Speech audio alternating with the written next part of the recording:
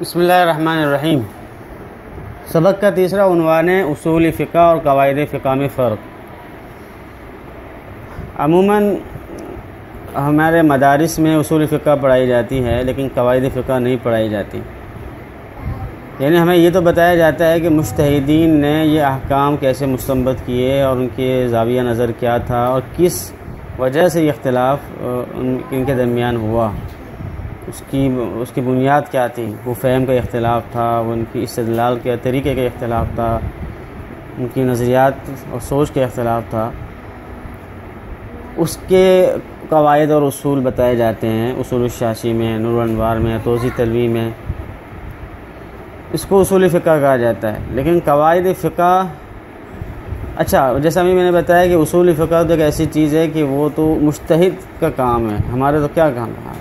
ہمیں تو گویا کہ ایک تاریخ معلوم ہو جاتی ہے کہ مجتہدین نے اس طریقے سے احکام مستنبط کیے تھے، ایک صرف تاریخی چیز ہوتی ہے ایک طرح سے۔ لیکن ہمارے جو اصل عملی اور فائدے کا جو چیز ہے ہمارے جیسے مقلدوں کے لیے، وہ قواعد فقہ ہے۔ اب یہ جو پہلا پوائنٹ ہے، اصول فقہ سے براہ راست احکام مستنبط نہیں کیے جاتے، اس سے مراد بھی وہ جیسے میں نے ابھی عرض کیا کہ یہ مجتہد کے لیے نہیں ہے، مجتہد تو براہ راست اصول فقہ سے احکام مستنبط کرتا ہے۔ یہ اس سے مراد ہم جیسے لوگ ہیں مقلدین، کہ ہم مقلدین اصول فقہ سے براہ راست احکام مستنبط نہیں کر سکتے، جبکہ قواعد فقہ کی روشنی میں براہ راست احکام مستنبط کیے جا سکتے ہیں۔ اب دیکھیں نا، قاعدہ فقیہ ہوتا کیا ہے؟ اب یوں سمجھے کہ احناف کے اندر سب سے پہلی جو قواعد فقیہ پہ کتاب لکھی گئی ہے وہ الاشباب والنظائر ہے، جو بالکل 8ویں 9ویں ہجری میں لکھی گئی ہے، بلکہ اس سے بھی بعد میں لکھی گئی ہے، اس لیے کہ ابن نجیم شاگرد ہیں علامہ قاسم قطب بغا کے، اور علامہ قاسم قطب بغا شاگرد ابن الحمام کی۔ ابن الحمام 8ویں صدی کے تھے، تقریباً 9ویں صدی کے اندر یہ کتاب لکھی گئی الاشباب والنظائر۔ فقہ حنفی کی سب سے پہلے قواعد فقہ کی کتاب یہ ہے۔ اس سے آپ اندازہ لگائیں کہ قواعد فقہ کتنے بعد میں بنائے گئے، کتنے بعد میں مرتب کیے گئے۔ اس سے پہلے کیا تھا؟ اس سے پہلے فقہ تھی، اصول فقہ تھی، قواعد فقہ نہیں تھی۔ قواعد فقہ پہ سب سے پہلا کام جو ہے علامہ امام شافعی سے، یعنی کہ شافعیہ سے تعلق رکھنے والے علامہ تاج الدین سبکی تھے۔ اس کے بعد جو ہے یہ علامہ ابن نجیم نے دیکھا کہ شوافی نے یہ کام کیا ہے، حالانکہ احناف تو کسی چیز میں پیچھے نہیں ہیں، اور حقیقت یہ ہے کہ احناف ہی نے پہلے اس کے قواعد مدون کر لیے تھے، لیکن زبانی سینہ بہ سینہ لکھے نہیں گئے تھے۔ تو بہرحال ایک دوسری بحث شروع ہو جائے گی۔ تو اصل بات یہ ہے کہ جتنے بھی قواعد فقہ کیا ہوتے ہیں، قواعد فقہ یہ ہوتے ہیں کہ جتنے بھی فقہ کے اندر جزیات ہیں، جتنے بھی ابواب ہیں، کتاب الطہارہ سے لے کر کتاب الفرائض تک جتنے بھی ابواب ہیں،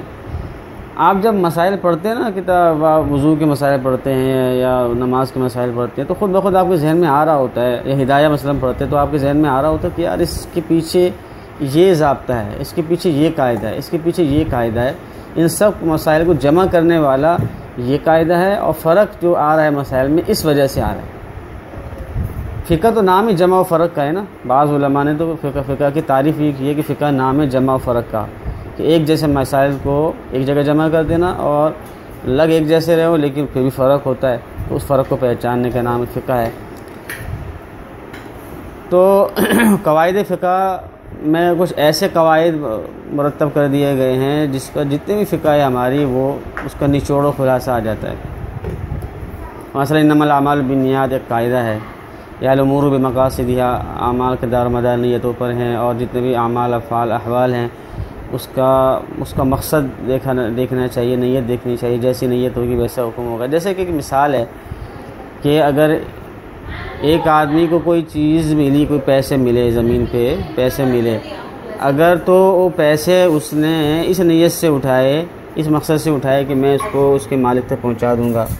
تو یہ اس اٹھانے کے عمل کو امانت کہا جائے گا، اور یہ امانت ہے اس کے پاس۔ لیکن اگر یہی آدمی اس کو اس نظریے سے، اس نیت سے اٹھاتا ہے کہ یہ میرے ہیں، اللہ کی زمین سے مجھے ملے، میرے ہو گئے، تو اٹھایا اس نے بھی ہے، لیکن یہ اس کا یہ فعل غصب ہے۔ تب دیکھیں فعل ایک ہی کیا ہے، لیکن نیتوں کے اختلاف سے ان کے حکم میں اختلاف پیدا ہوا۔ یا مثلا ایک مسلمان انگور کا شیرہ بیچتا ہے کسی کافر کو، اس نیت سے کہ انگور کا شیرہ میں بیچ رہا ہوں اور کافر کو بیچ رہا ہوں، نیت تجارت ہے، نیت جو ہے وہ شراب بنانا نہیں ہے، تجارت مقصد ہے اور وہ بیچ بھی کافر کو رہا ہے تو اس میں کوئی کراہت نہیں ہے۔ لیکن اگر نیت یہ ہو اس کی کہ میں کافر کو شراب اس لیے بیچ رہا ہوں کہ کافر اس سے، میں کافر کو انگور کا رس اس لیے بیچ رہا ہوں کہ یہ اس سے شراب بنائے اور شراب کی اشاعت ہو، تو پھر اسی میں گناہ ہوگا۔ تو آپ دیکھیں کہ بہت سے مسائل، وہ تقریباً 25% مسائل کا تعلق الامور بمقاصدها سے ہے۔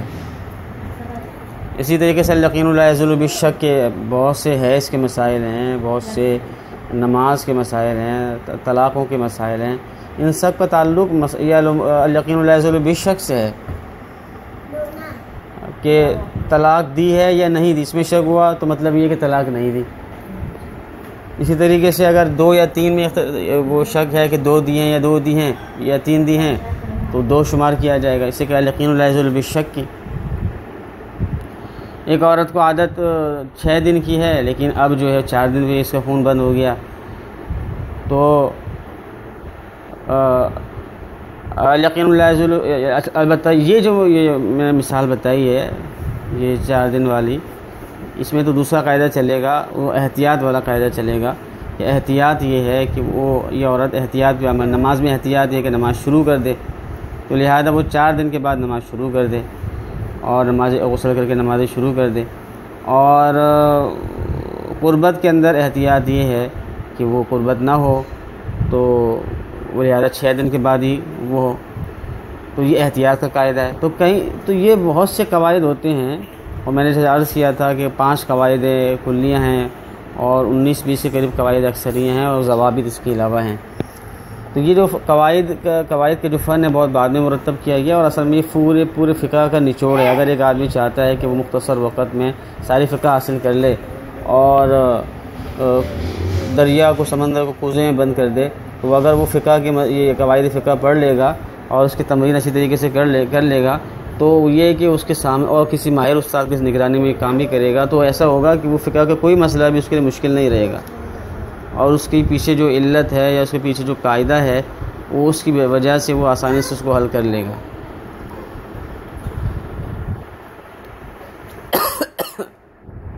تو یہ پہلا فرق ہے۔ دوسرا فرق یہ ہے کہ اصول فقہ کا تعلق زیادہ تر ادلہ سے ہوتا ہے۔ ادلہ سے مراد یہ ہے کہ ادلہ کے سے استنباط کیسے کیا گیا، طریقہ استدلال کیا تھا۔ احکام سے بحث نہیں ہوتی، وہ صرف ادلہ استدلال کی منہج سے بحث ہوتی ہے، جبکہ قواعد فقہ اور جو ہوتے ہیں وہ خود ایک حکم ہوتا ہے اور احکام سے بحث کرتا ہے، اس کا اس سے کوئی بحث نہیں ہوتی قواعد فقہ میں کہ استدلال کا طریقہ کیا ہے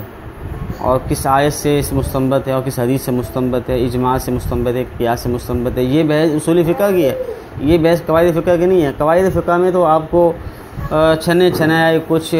ضابطے اور قاعدے مل گئے ہیں جس کو آپ لگاتے جائیں اور تفریعات کرتے جائیں۔ تیسرا جو ہے قواعد فقہ دراصل اصول فقہ اور فروع فقہ سے متاثر ہے، یہ میں نے آپ کو بتا دیا ہے۔ تو یہ 3 پوائنٹ اس کے تھے، امید ہے کہ آپ کو یہ بات سمجھ میں آ گئی ہوگی۔ اللہ تعالیٰ سے دعا ہے کہ اس کو سمجھنے کی اور اچھی تعبیر میں آسان انداز میں بتانے کی توفیق عطا فرمائے۔